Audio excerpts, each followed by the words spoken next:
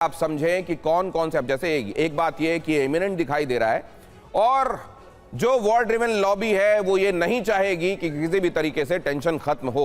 अब सवाल कौन कौन से हैं? ईरान से अमेरिका क्या चाहता है, इजराइल डोनाल्ड ट्रंप से क्या चाहते हैं, और इसके लिए नेतन्याहू खुद पहुंचे हुए हैं। ईरान की मंशा इस दौरान क्या है, ये तमाम वो बातें हैं जो आखिरकार ये तय करती हैं कि मीटिंग में क्या डिस्कस होगा और क्या आउटकम होगा। ट्रंप प्रशासन ने मुख्य रूप से क्या क्या कहा है, 3 डिमांड्स तेहरान के सामने रखी हैं। क्या क्या कहा गया है? ईरान अपना परमाणु कार्यक्रम खत्म करे। अमेरिका यह भी चाहता है कि वो पहले से संवर्धित यूरेनियम को भी, जो एनरिच्ड यूरेनियम उसने रखा हुआ है, वो हटाए। इजराइल भी चाहता है कि वो यूरेनियम संवर्धन पर फौरन ब्रेक लगाए, लेकिन तेहरान ने स्पष्ट कर दिया है कि यूरेनियम संवर्धन पर कोई किसी का डिक्टेशन कहा हुआ वो नहीं मानेगा, समझौता नहीं होगा। ईरान से परमाणु बॉम्ब, ईरान के परमाणु बॉम्ब से जाहिर है कोई भी किसी के परमाणु बॉम्ब से डरता है और ये एक बड़ा अंदेशा अमेरिका के लिए बना हुआ है। दूसरा, अमेरिका की शर्त है कि ईरान अपनी बैलिस्टिक मिसाइल के स्टॉक पर लिमिट लगाए। इजराइल भी यही चाहता है, लेकिन उसका जोर ईरानी मिसाइलों की रेंज पर ज्यादा है। इजराइल चाहता है कि ईरान मिसाइलों की रेंज को 500 किलोमीटर से ज्यादा न कर पाए, जबकि ईरान ने साफ किया है कि 2000 किलोमीटर की रेंज वाली बैलिस्टिक मिसाइलें उसकी ताकत होंगी और इस पर कोई समझौता नहीं होगा। तीसरी बात, अमेरिका चाहता है कि ईरान हमास और हिजबुल्लाह जैसे मोहरों को अपना समर्थन देना बंद करे।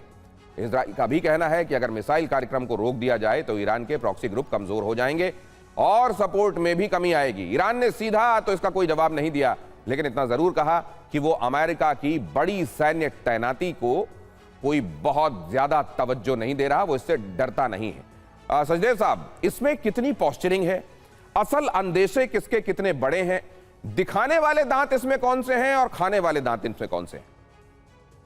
माई सचदेव सर जी, इसमें मेरे ख्याल से एक मनोवैज्ञानिक युद्ध चल रहा है जी, और इस मनोवैज्ञानिक युद्ध में आज की जो व्हाइट हाउस की मीटिंग है उसका अपना भाग है। पिछली बार ये 7वीं बार ये दोनों राष्ट्राध्यक्ष मिल रहे हैं जब से ट्रंप साहब 13 महीने पहले इस व्हाइट हाउस में दोबारा आए हैं, और हर मीटिंग के बाद मेरे ख्याल से नेतन्याहू साहब ट्रंप को ये मनाने के लिए तैयार कर लेते हैं कि वो ईरान के प्रति सख्त रवैया अपनाए रखें या और सख्त करें। तो इस बार भी ऐसी ही उम्मीद की जानी चाहिए कि शायद और ज़्यादा सख्ती बरती जाएगी। इसकी एवज में शायद उनको नेतन्याहू को गाज़ा या वेस्ट बैंक के प्रति थोड़ी सी उदारता दिखानी होगी। और दूसरी तरफ ये भी कहना चाहूँगा कि ट्रंप साहब के ऊपर दबाव है 7 अरब देशों का, और टर्की भी उनके साथ है कि ये युद्ध ना हो और ईरान के प्रति कठोर कदम नहीं उठाए जाएं और उससे एक एक करके विषयों पर बात की जाए, सारी चीज़ें एक साथ उसके ऊपर ना डाली जाएं। तो टर्की जैसे कहता है कि पहले न्यूक्लियर वेपन्स के ऊपर बात करिए, उसके बाद मिसाइल पर बाद में बात करिए। तो ये सब चीज़ें कही जाती रही हैं।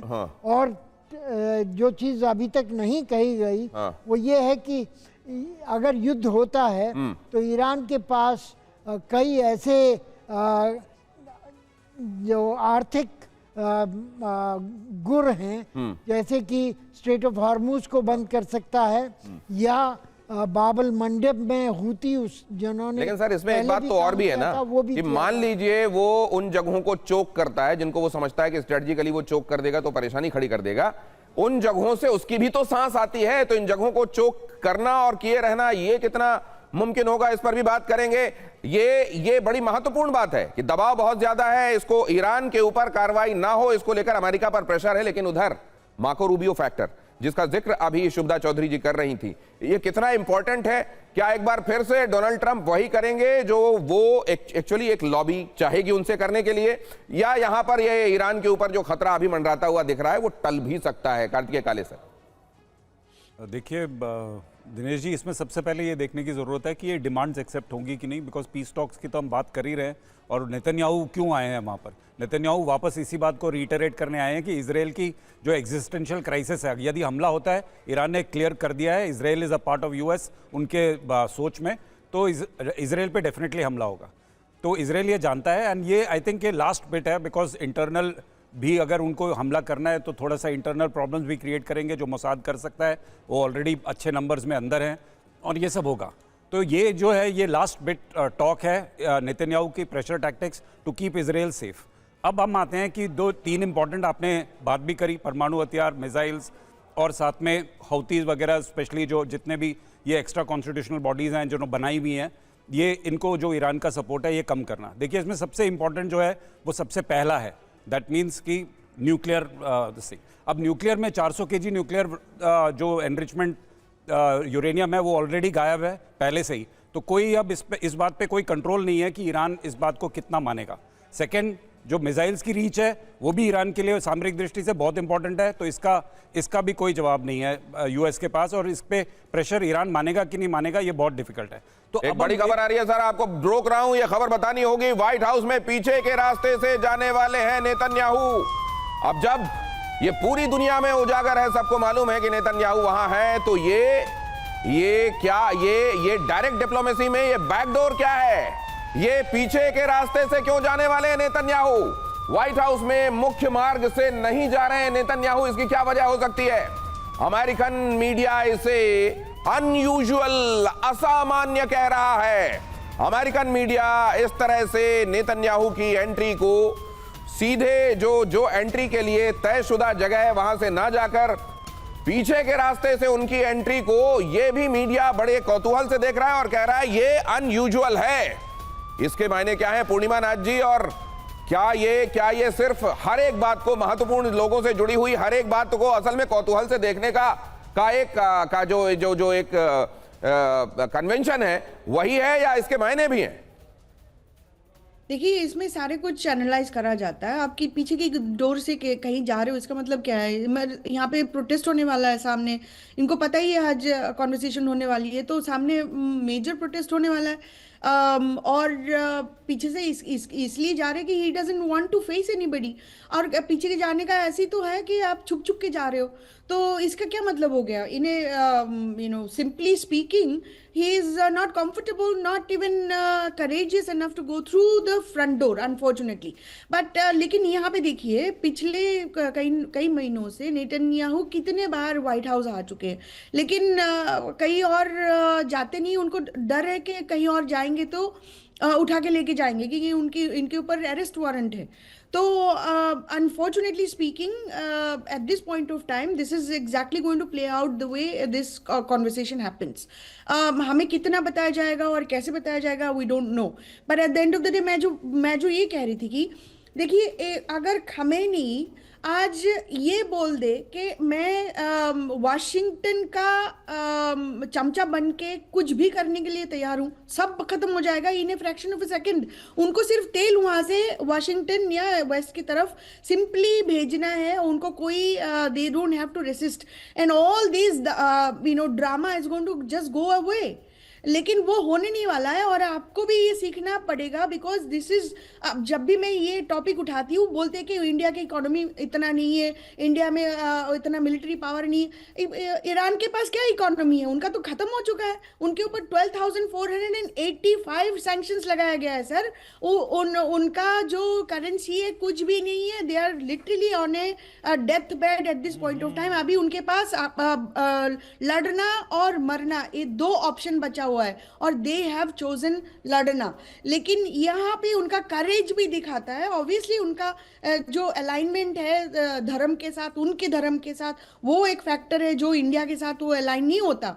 But at the end of the day आपको समझना चाहिए ये करेजियस जो पोस्चर ईरान ने दिखाया विदाउट देयर इकोनॉमी, और जो मिसाइल का जो उन्होंने कैपेबिलिटी बनाया, सुपीरियर कैपेबिलिटी, लिटरली $40,000-50,000 ड्रोन को मारने के लिए और काबू करने के लिए $90 मिलियन का USS एब्राहम और F-35 यूज कर रहे हो आप लोग।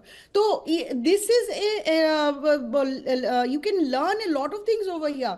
लेकिन ये कहते हैं पूर्णिमा जी, ये बात बिल्कुल सही आप कह रही हैं, और एक तरीके से इसको मिसाल माना जा सकता है, लेकिन जैसा कहते हैं वो एक कहावत है कि बहादुरी में और बेवकूफी में बस थोड़े से जजमेंट का फर्क होता है, वरना कब कहां पर क्या बदल जाता है ये कई बार इतिहास ने इसको दिखाया है। लेकिन मैं इसको प्रोफेसर दाऊदी आपके पास लेकर एक बात ये आना चाहता हूं, जैसा अभी सचदेव साहब कह रहे थे इतनी सारी कंट्रीज का प्रेशर, अमेरिका, इजराइल, उनके अपने हित और या ग्लोबल प्रेशर किसी चीज को लेकर, यह मायने रखता है क्या मौजूदा दौर में?